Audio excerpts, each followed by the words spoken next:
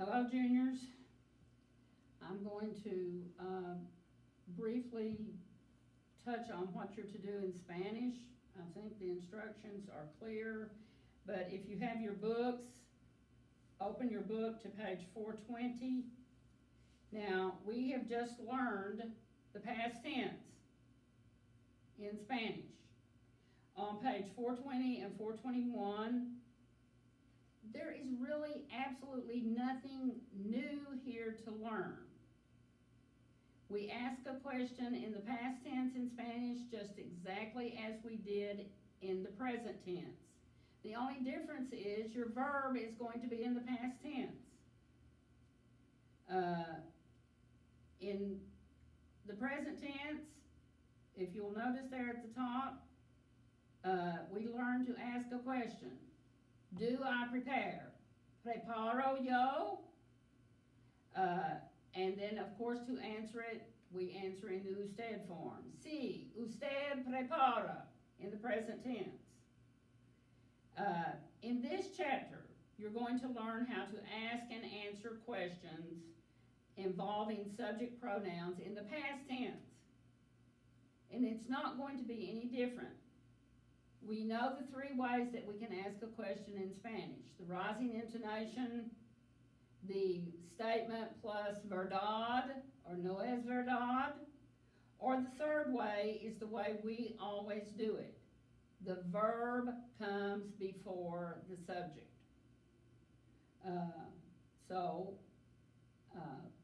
In Spanish, if we wanted to say, did you prepare? You would say, preparó usted? And of course, if we answer it, we would answer in the yo form. Sí, yo preparé. And you must put your accent marks. Did they prepare? Prepararon ellos? And you remember, you put the verb before the subject. And when you answer, the subject, of course, comes before the verb. Remember to begin the question with the verb. To answer the questions, merely return the subject to its normal position before the verb. Sí, ellos prepararon. Yes, they prepared. Remember, however, that a question asked with usted or tu must be answered with yo. A question asked with yo must be answered with usted or tu. So, when you answer those questions, you will have to change the subject, you will have to change the verb ending, and you will have to change the subject-verb order. So, a question asked with ustedes, you all, you would answer with we, nosotros. ¿Prepararon ustedes? Did you all prepare? You would answer, yes, we prepared. Sí, nosotros preparamos. You remember the nosotros form is the same in present tense and preterite. So please study 420 and 421 and do the exercises, exercises 1 and 2. Now, exercise 1, you're to ask and answer 10 questions. Just follow your instructions. And exercise 2, I want you to write the question in English, answer it in Spanish. You know the process. Now on page 424, por versus para. Both words are translated for, but you cannot interchange them. We use por before a time to express for how long. I studied for 2 hours. Por 2 horas, a duration of time. It's also, por is also used for in exchange for. I paid $5 for the book. Por el libro. Now, para, on the other hand, is used to express for what purpose, for what person, what place something is intended. This homework is for the teacher, para. We're leaving for Mexico, destination, para. This paper is for writing letters, para. That's the purpose of the paper. We use para, not por. Now, number 3, before a verb, para generally means in order to. Any time that you could substitute the words in order to, you're going to use para, in order to.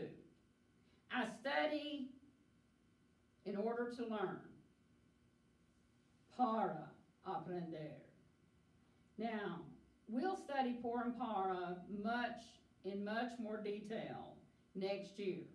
In Spanish too, there will be page after page after page of rules for por and para.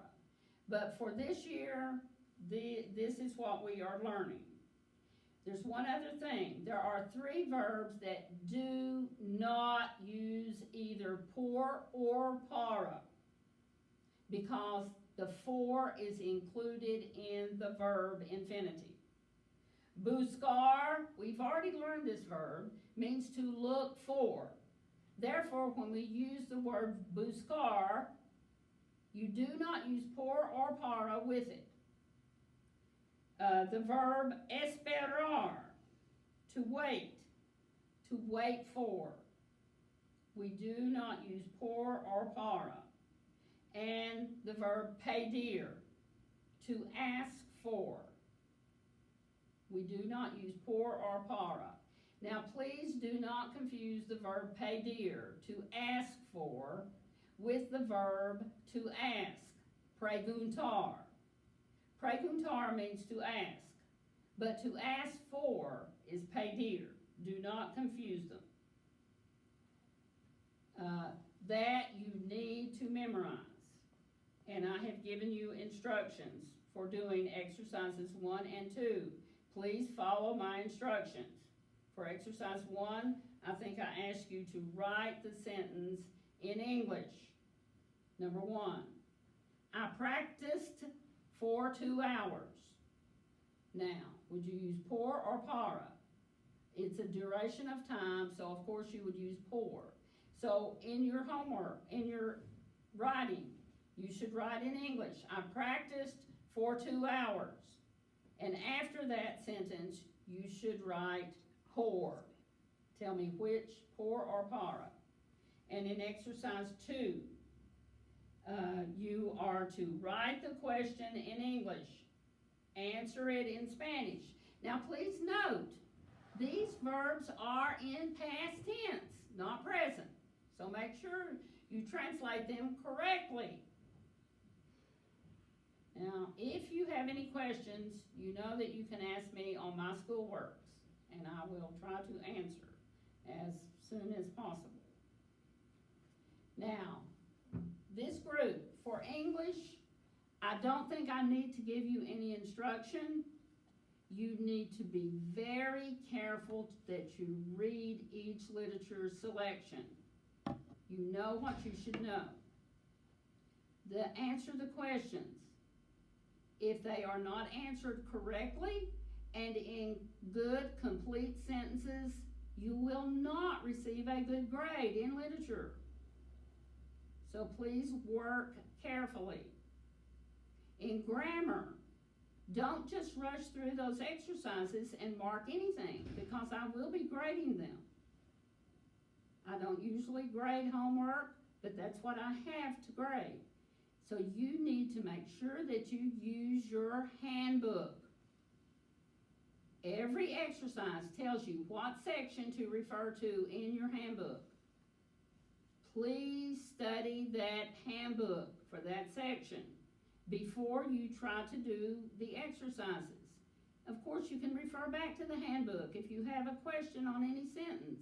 Look back, there probably is an example, just like your sentence. So work carefully. Make sure your work is accurate that you send in. That's all I have to grade. So, good luck, work carefully. If you have questions, please feel free to ask.